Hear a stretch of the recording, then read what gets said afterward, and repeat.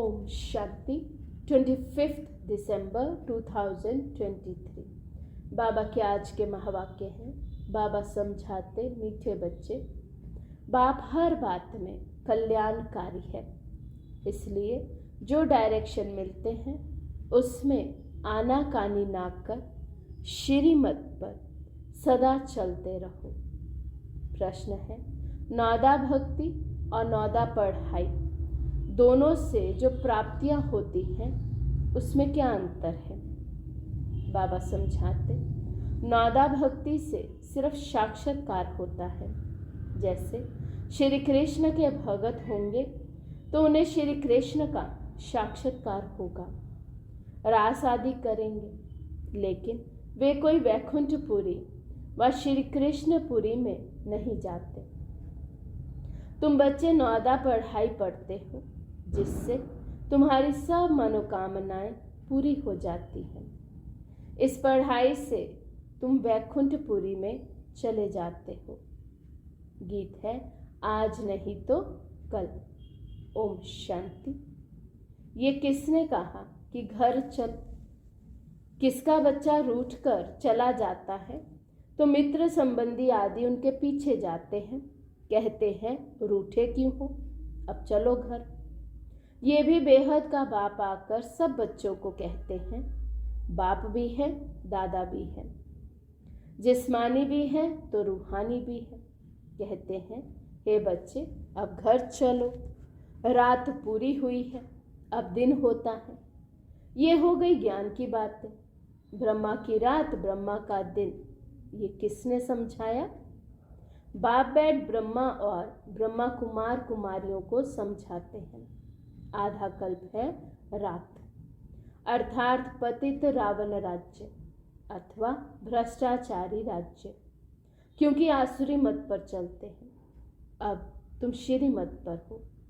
श्रीमत भी है इनकॉग्निटो, हम जानते हैं, बाप खुद आते हैं। उनका रूप अलग है, रावण का रूप अलग है। उनको 5 विकार रूपी रावण कहा जाता है। अभी रावण राज्य खल्लास होगा, फिर ईश्वरीय राज्य होगा। राम राज्य कहते हैं ना, सीता के राम को नहीं जपते हैं, माला में राम राम जपते हैं।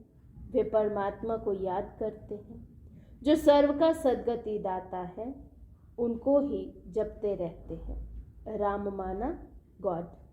माला जब जपते हैं तो कभी कोई व्यक्ति को याद नहीं करेंगे, उनकी बुद्धि में दूसरा कोई आएगा नहीं। तो अब बाप समझाते हैं, रात पूरी हुई। ये है कर्म क्षेत्र, स्टेज, जहाँ हम आत्माएं शरीर धारण कर पाठ बजाती हैं। 84 जन्मों का पाठ बजाना है, फिर उसमें वर्ण भी दिखाते हैं, क्योंकि 84 जन्मों का हिसाब भी चाहिए ना। किस किस जन्म में, किस कुल में, किस वर्ण में आते हैं, इसलिए ही विराट रूप भी दिखाया है। पहले पहले है ब्राह्मण।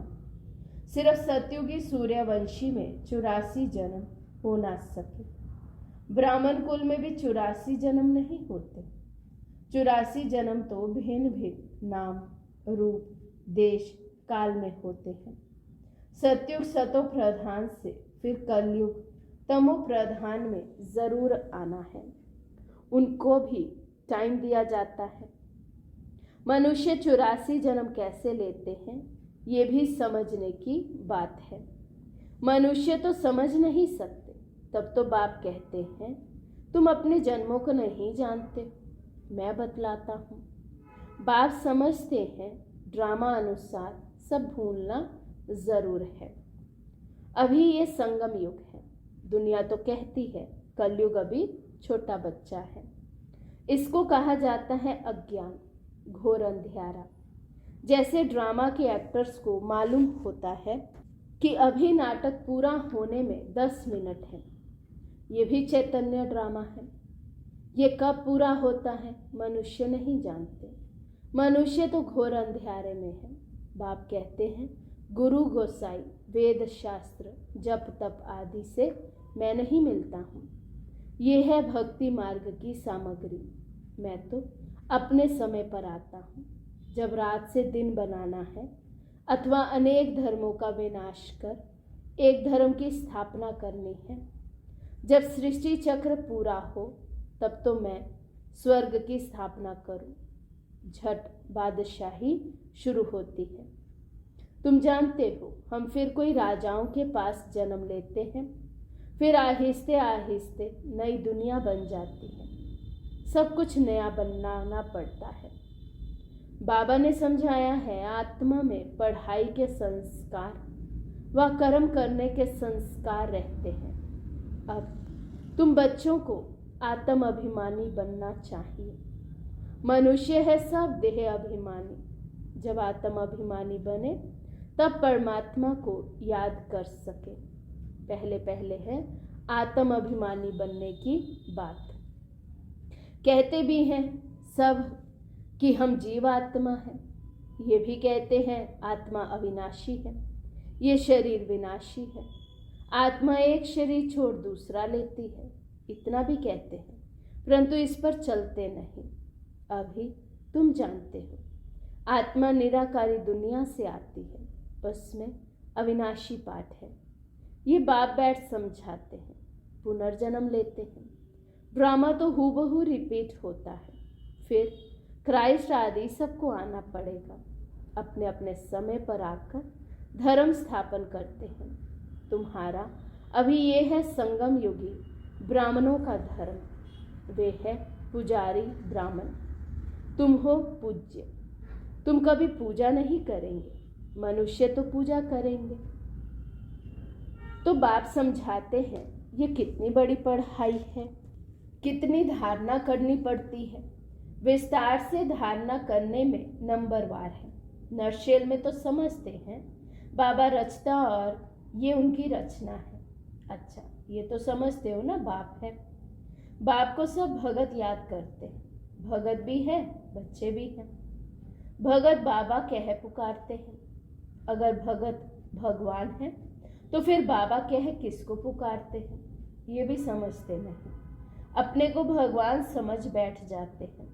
बाबा कहते हैं, ड्रामा अनुसार जब ऐसी हालत हो जाती है, भारत बिल्कुल ही लास्ट खाते में चला जाता है, तब बाप आते हैं। भारत जब पुराना हो तब फिर नया बने। नया भारत जब था तो और कोई धर्म नहीं था, उसको स्वर्ग कहा जाता है। अभी पुराना भारत है, इसको नर्क कहेंगे। वहाँ पूज्य थे, अब पुजारी है। पूज्य और पुजारी का फर्क तो बता दिया है। हम आत्मा सो पूज्य, फिर हम आत्मा सो पुजारी। हम सो ज्ञानी तू आत्मा, हम आत्मा पुजारी तू आत्मा। आप ही पूज्य, आप ही पुजारी, भगवान को नहीं कहेंगे, लक्ष्मी नारायण को कहेंगे। तो ये बुद्धि में आना चाहिए कि वे कैसे पूज्य फिर पुजारी बनते हैं। बाप कहते हैं, कल्प पहले भी मैंने ऐसे ही ज्ञान दिया था। कल्प कल्प देता हूँ, मैं आता ही हूँ कल्प के संगम युग पर। मेरा नाम ही पतित पावन है। जब सारी दुनिया पतित होती है तब मैं आता हूँ। देखो, ये झाड़ है, इसमें ब्रह्मा ऊपर में खड़ा है। पहले आदि में दिखाते हैं, अभी सब पिछाड़ी में है। जैसे ब्रह्मा पिछाड़ी में प्रत्यक्ष हुआ है, वैसे वे भी पिछाड़ी में आएंगे। जैसे क्राइस्ट है तो वे फिर अंत में आएंगे, परंतु हम पिछाड़ी यानी डॉल के अंत में उनका चित्र नहीं दे सकते हैं, समझा सकते हैं। जैसे ये देवी देवता धर्म की स्थापना करने वाला प्रजापिता ब्रह्मा है, ये झाड़ की एंड में खड़ा है। क्राइस्ट की क्रिश्चियन धर्म का प्रजापिता है ना। जैसे ये प्रजापिता ब्रह्मा, वैसे वो प्रजापिता क्राइस्ट, प्रजापिता बुद्ध, ये सब धर्म की स्थापना करने वाले हैं। सन्यासियों का शंकराचार्य, उनको भी पिता कहेंगे। वे गुरु कहते हैं, कहेंगे हमारा गुरु शंकराचार्य था। तो ये जो डाल के आदि में खड़ा है, ये फिर जन्म लेते लेते अंत में आते हैं। अभी सब तमो प्रधान स्टेज में है। ये भी आकर समझेंगे, पिछाड़ी में सलाम करने आएंगे जरूर। उन्हों को भी कहेंगे बेहद के बाप को याद करो। बेहद का बाप सबके लिए कहते हैं, देह सहित देह के सब संबंधों को छोड़ो। ये ज्ञान हर एक धर्म वाले के लिए है। सब देह के धर्म छोड़ अपने को अशरीरी समझ बाप को याद करो। जितना याद करेंगे, ज्ञान की धारणा करेंगे, उतना ऊंच पद पाएंगे। कल्प पहले जिसने जितना ज्ञान लिया होगा उतना जरूर आकर लेंगे। तुम बच्चों को कितना फकुर रहना चाहिए। हम विश्व के रचयिता बाप के बच्चे हैं। बाप हमको विश्व का मालिक बनाते हैं, राजयोग सिखला रहे हैं। कितनी सहज बात है, परंतु चलते चलते थोड़ी सी बात में संशय आ जाता है। इसको ही माया का तूफान व परीक्षा कहा जाता है। ये तो बाप कहते ही हैं कि गृहस्थ व्यवहार में रहना है। सबको घर बार छुड़ा दूं तो सब यहाँ बैठ जाए। व्यवहार में भी पास करना है, फिर समय पर सर्विस में लग जाएंगे। जिन्होंने धंधे आदि को छोड़ा है उन्हों को फिर सर्विस में लगाते हैं तो कोई बिगड़ पड़ते हैं। कोई तो समझते हैं श्रीमत में कल्याण है, श्रीमत पर जरूर चलना ही है। डायरेक्शन मिला उसमें फिर आनाकानी नहीं करनी चाहिए। बाप हर बात में कल्याणकारी है। माया बड़ी चंचल है। बहुत हैं जो समझते हैं ऐसे रहने से तो कोई धंधा आदि करे, कोई समझते हैं शादी करे। बुद्धि चक्र खाती रहती है, फिर पढ़ाई को छोड़ देते हैं। कोई तो बाप से गारंटी करते हैं हम श्रीमत पर जरूर चलेंगे। वे है आसुरी मत, ये है ईश्वरीय मत। आसुरी मत पर चलने से बहुत कड़ी सजा खाते हैं। उन्होंने फिर पुराण में डराने की रोचक बातें लिख दी हैं जिससे जास्ती पाप ना करें, परंतु फिर भी सुधरते थोड़ी हैं। ये सब बाप समझाते हैं। ज्ञान का सागर कोई मनुष्य नहीं हो सकता। ज्ञान का सागर नॉलेजफुल बाप समझा रहे हैं। जो समझते हैं वे फिर समझाते हैं, कहते हैं ये ठीक बात है, हम फिर आएंगे। बस प्रदर्शनी से बाहर निकले और खल्लास।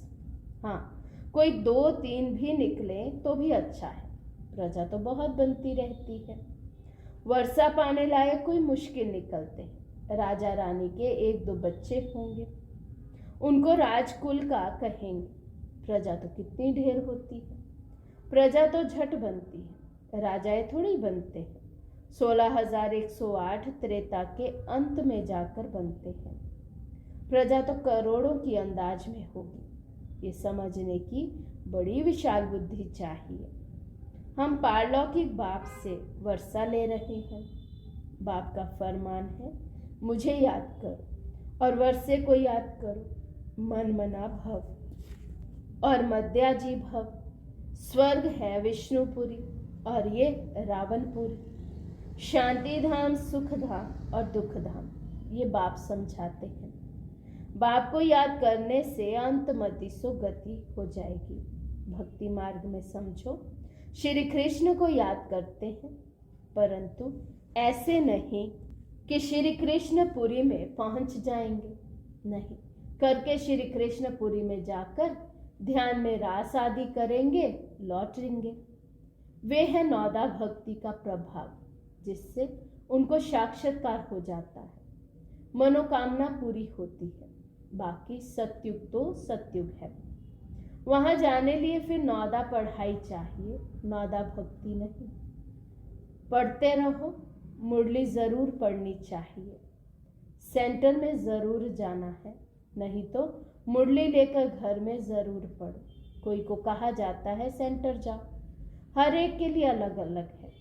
सबके लिए एक बात नहीं हो सकती। ऐसे नहीं, बाबा कहते दृष्टि देकर खाओ तो बस, परंतु बाबा कहते लाचारी हालत में और कुछ नहीं कर सकते तो दृष्टि देकर खाओ, बाकी सबके लिए थोड़े बाबा कहेंगे।